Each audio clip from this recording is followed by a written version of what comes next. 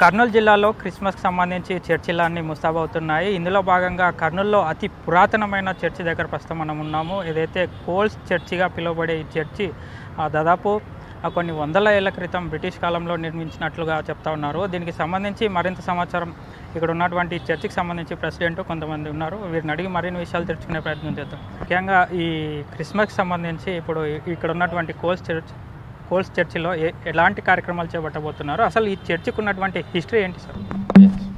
ADA Abraham Lincoln అండి, నేను ఈ church ప్రెసిడెంట్ను.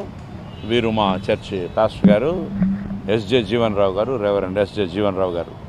కోల్స్ centennial Telugu Baptist church, ఈ చర్చి అమెరికన్ ఫారిన్ మిషనరీస్ ఈ ప్రాంతంలో, ప్రత్యేకంగా కర్నూలు ప్రాంతంలో, భారతదేశంలో వారు 100 సంవత్సరాల సేవను పూర్తి చేసుకున్న సందర్భాన్ని పురస్కరించుకొని ఈ చర్చిని నిర్మించారండి. అందుకనే దీన్ని కోల్స్ సెంటీనియల్ తెలుగు బాప్టిస్ట్ చర్చ్ అని అంటారు. ఎందుకు కోల్స్ సెంటీనియల్ తెలుగు బాప్టిస్ట్ చర్చ్ అంటే, కోల్స్ అనేటువంటి ఆయన డాక్టర్ అక్రమన్ కోల్స్ అనే ఒక ఫిలాంథ్రపిస్ట్, ఒక మిషనరీస్ను సపోర్ట్ చేస్తూ ఈ ప్రాంతమంతా మరి సంఘాలను, విద్యాలయాలను, హాస్పిటల్స్ను నిర్మించడానికి వారి యొక్క దాతృత్వంతో ఇవన్నీ నిర్మించబడ్డాయండి. మరి ఈ చర్చి నిర్మించడానికి రెవరెండ్ డబ్ల్యూఏ స్టాంటన్ అనేటువంటి ఒక మిషనరీస్ గారు 40 సంవత్సరాలు ఈ ప్రాంతంలో కృషి చేసి అనేక సంఘాలను, ప్రత్యేకంగా స్కూల్స్ను, మరి కాలేజెస్ను స్టార్ట్ చేశారు. మరి చాలా పల్లెటూర్లలో మరి సంఘాలను, మరి స్కూల్స్ను స్టార్ట్ చేశారు. సెటిల్మెంట్స్ను కూడా స్టార్ట్ చేశారు. అంటే సెటిల్మెంట్స్ అంటే కొంత ప్రాంతాన్ని తీసుకొని పేద సామాజిక మరి రుగ్మతలకు గురైనటువంటి వారందరినీ దగ్గర తీసి సెటిల్మెంట్స్ కూడా స్టాంటన్పురం అని, కోల్స్ ఆనందపురం అనే 2 సెటిల్మెంట్స్ కూడా తయారు చేసి ఇచ్చారండి. ఏదేమైనా ఈ కోల్స్ సెంటీనియల్ తెలుగు బాప్టిస్ట్ చర్చ్ నగరాన నడిబొడ్డున ఉన్నటువంటి ఒక సుందరమైన భవనం, గోతిక్ ఆర్కిటెక్చర్లో దీన్ని నిర్మించారు. మరి ఇదొక కర్నూలు నగరానికి ఒక ప్రైడ్ లాంటిది. 3000 మంది నుంచి 5000 మంది దాకా భక్తులు హాజరవుతారు. పండగ సందర్భాలలో 5000 మంది రెగ్యులర్గా ప్రతి ఆదివారము మాకు దాదాపు 3 నుంచి 3500 మంది భక్తులు హాజరవుతారు. మాకు ముగ్గురు పాస్టర్స్ ఉన్నారు, ఒక కమిటీ ఉంటుంది. తర్వాత అనేక విస్తృతమైనటువంటి కార్యక్రమాలు జరుగుతాయి, విద్యా సంబంధమైన కార్యక్రమాలు.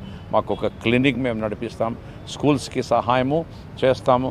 అంతేకాకుండా ముఖ్యంగా ఈ ప్రాంతంలో యేసు ప్రభు యొక్క ప్రేమ, జాలి, కరుణ అనేటువంటి లక్షణాలను ప్రజలలో ఇనుమపడేయడానికి, అదేవిధంగా స్వార్థ సేవ చేయడానికి, దేవుడు మనల్ని ప్రేమించాడనేటువంటి సత్యాన్ని మరి ఒకసారి అందరికీ తెలియజేయడానికి ప్రతీకగా నిలిపించినటువంటి ఈ సంఘం ఈ 10 రోజులలో మరి ఆధ్యాత్మికమైనటువంటి విషయాలే కాకుండా సామాజికమైన విషయాలు, ఆటలు, పోటీలు, కల్చరల్ యాక్టివిటీస్ అన్నీ కూడా జరుగుతూ ఉంటాయి.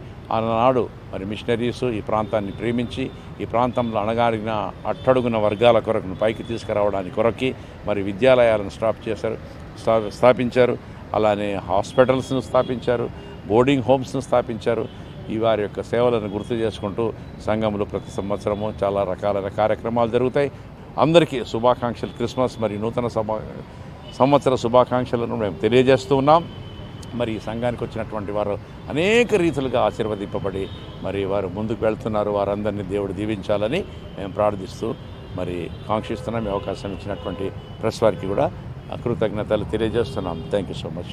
సార్ చెప్పండి, ముఖ్యంగా ఇప్పుడు ఈ క్రిస్మస్ అనేది దేనికి ప్రతీకగా చెప్పుకోవచ్చు? అయితే ఈ క్రిస్మస్ ముఖ్యంగా మనం కొత్త సంవత్సరంగా చెప్తూ ఉంటాం, ప్రీ క్రిస్మస్ అన్నట్లుగా ఇట్లాంటి కార్యక్రమాలు చేస్తూ ఉంటారు. అయితే ఈ క్రిస్మస్కి సంబంధించి ఒక ప్రత్యేకత ఏదైనా మనం చెప్పుకోవచ్చు? దేవుని యొక్క మాటలు విన్నప్పుడల్లా మనకు కలిగించే మంచి మాటలు, సర్వోన్నతమైన స్థలంలో దేవునికి మహిమయు, ఆయన క్రిస్తులైన మనుషులకు భూమి మీద సమాధానం అనే మాట జ్ఞాపకం చేసుకుంటూ, ఇదిగో ప్రజలందరికీ కలగబో మహా సంతోషకరమైన సువర్తమానం, ప్రజలందరికీ ఇదే సంతోషకరమైన వార్తను తెలియపరచుటకు ప్రతి సంవత్సరం వచ్చే క్రిస్మస్లో ఒక పండుగ వాతావరణంగా, ఒక సుందరీకరంగా ఈ సంఘాన్ని మేమందరం అందంగా మేము ప్రతిష్ఠించి అనేకులను ఆహ్వానిస్తూ ఈ యొక్క మందిరంలో ప్రభు ప్రార్థనలు, దేవుని యొక్క మహత్కారం జరగాలని మేము కోరుకుంటూ ఈ యొక్క ప్రత్యేకమైన ఈ యొక్క క్రిస్మస్ వాతావరణంలో ఉంటుండగా అనేకులను, బీదలను, పేదలను కనికరించి, అనేకులను జైల్లో ఉన్న వాళ్ళని దీన్ని సందర్శించి, హాస్పిటల్ రోగులను అనేకులను సువార్త అందించుటకు ప్రథమ భాగంగా పెట్టుకున్న ఈ యొక్క సువార్త, ఈ సువార్త అనేది మంచి వార్త, అనేకులకు తెలియపరిచే మంచి వార్త.